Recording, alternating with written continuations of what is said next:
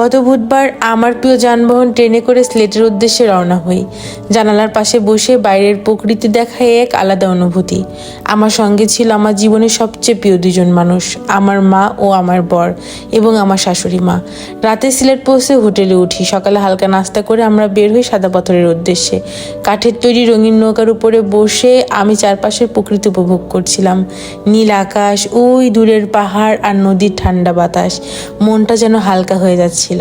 সাদা পাথরে পৌঁছে আমরা গেলাম নদীর কিনারায়। পানির নিচে দেখা যাচ্ছিল ঝকঝকে সাদা পাথর। মনে হচ্ছিল যেন কাচের মতো স্বচ্ছ জল, আর তার নিচে ছড়িয়ে থাকা মুক্তোর মতো পাথর। ওখান থেকে ফিরে আসার ঠিক কিছু সময় আগে এক কাপ কড়ালিকারের চা নিয়েছিলাম। সে চায়ের রং আর সূর্যাস্তের আলো মিলে তৈরি করেছিল এক অন্যরকম একটা মুহূর্ত। তারপর সাদা পাথরকে বিদায় দিয়ে ফেরার পথে গাড়ি থামিয়ে আবার এক কাপ চা নিয়েছিলাম। এবার গরম দুধ চা, আর সাথে মেঘলা আকাশ, যেন বৃষ্টি নামবে এক্ষুনি। সারাদিনের ঘোরাফেরা, হাঁটা, নৌকার ভেসে চলার প্রশান্তির পর এ চায়ের কাপ যেন ছিল এক শান্তির সমাপ্তি।